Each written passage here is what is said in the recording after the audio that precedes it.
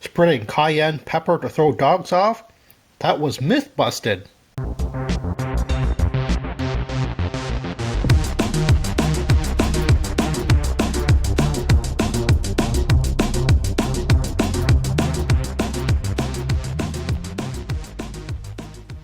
Hello everyone, I'm Kevin, otherwise known as Forum BX257, here to bring you another 1980s G.I. Joe tour review, and today I'll be taking a look at the G.I. Joe's own Swamp Fighter, the 1988 Muskrat.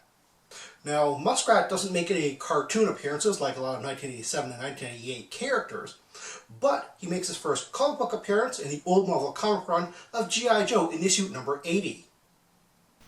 Muskrat here comes with some very interesting accessories. First, we'll take a look at his weapon. What the contents list on the card calls a Super 90 shotgun. It has some very nice detail on there. This is based on a real weapon, but before I get into that, I just want to compare it to the 1987 Falcon's weapon, which was the very first shotgun to be made for the G.I. Joe team. But as you can see, due to the fact that G.I. Joes don't have bendable wrists, they went and put this this grip right in the middle of the shotgun, which is really not where you would want a grip to be. That's just purely for the benefit of the figure holding it, which is still a very strange place to put it. So I'm actually glad that they went with a design which actually does normally come with a pistol grip. Of course, this is based on the Benelli M1 Super 90 shotgun, a semi-automatic shotgun at that. Now, a lot of websites actually refer to this as being based on the M4, but it can't be because the M4 didn't exist in 1988. You see, the M4 is an evolution of the M1. So Hasbro was actually kind of predicting the future with this because the M4 was what was picked up by the US Armed Forces, not the earlier M1. Muskrat also comes with a baby blue machete, which on the contents list of the card lists as a machete, which I believe is a typo and not some type of knife that I'm not aware of.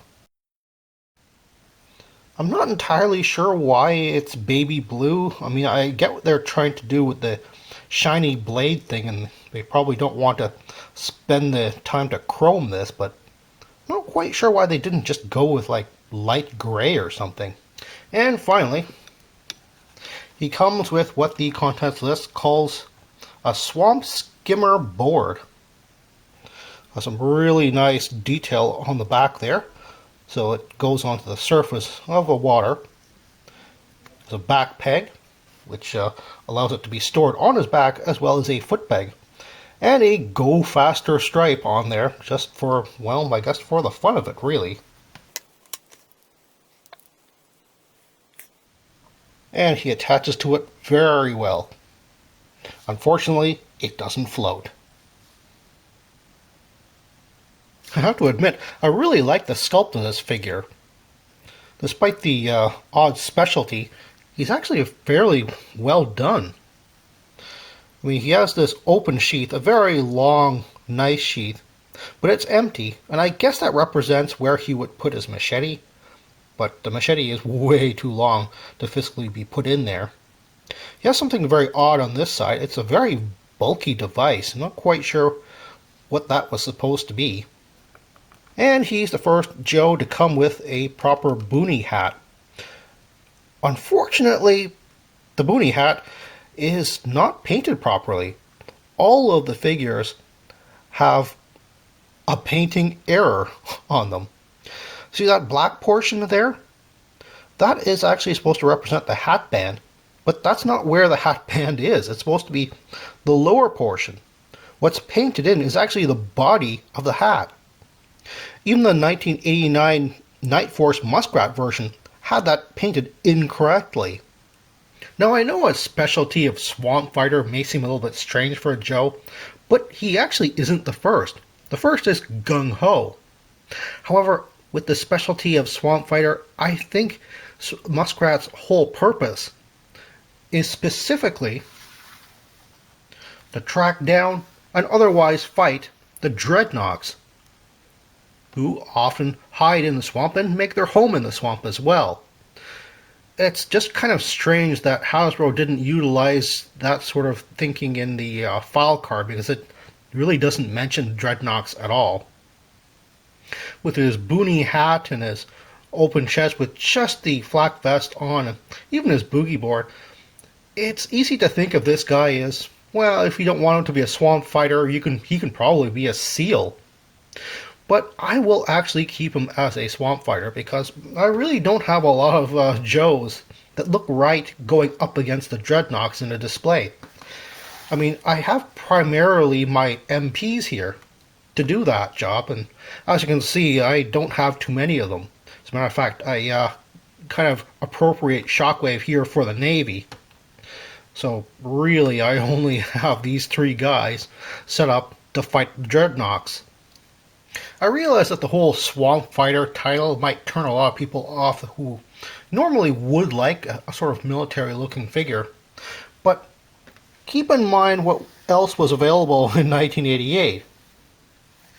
Spearhead, a guy with orange camo, and Budo, who is, well, I don't know how to describe this. So you really have to admire Hasbro's restraint when it came to something like this. I mean, he is supposed to be fighting Dreadnoks, so he's allowed to look a little weird, and yet he doesn't. He looks totally military. Sure, you have little pops of color like the red stripe on his boogie board and his light blue machete, but that's rather excusable considering the rest of him is really well done and very military looking. One nice thing about his boogie board versus, let's say, the 1991 Snow Serpent jet board is that he could be mounted in either way. And while I'll admit that if you're making the figure crouch like this so that his weight is imbalanced, you might want to face him this way. If you face him the other way, he just kind of topples over, unless you have him standing up straight, which doesn't really look all that natural. But if you're looking for a Muskrat on the aftermarket, he is fairly easy to find, so you should be able to get him for a fairly cheap price, really. The only thing I would really look out for is probably maybe like the paint job on his boogie board, because especially the back peg tends to rub off. Honestly, I wouldn't really care about that. I mean, it's a boogie board. It should look a little bit worn, and that'll probably add to its charm, maybe. In late 1988, Muskrat was bundled with Voltar for a Target store exclusive. The figure was exactly the same as the regular retail version, but the file card was a unique orange color and super rare. At least this time the contents list spelled Machete correctly.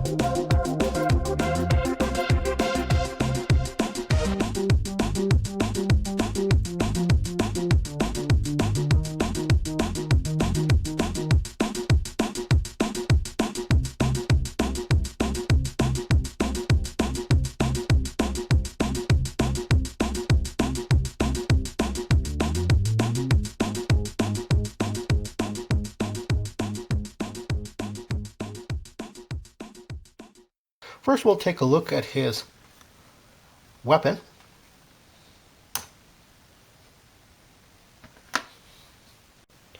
Listed on the contents list of the file card. Obviously, it does rub off from multiple times, being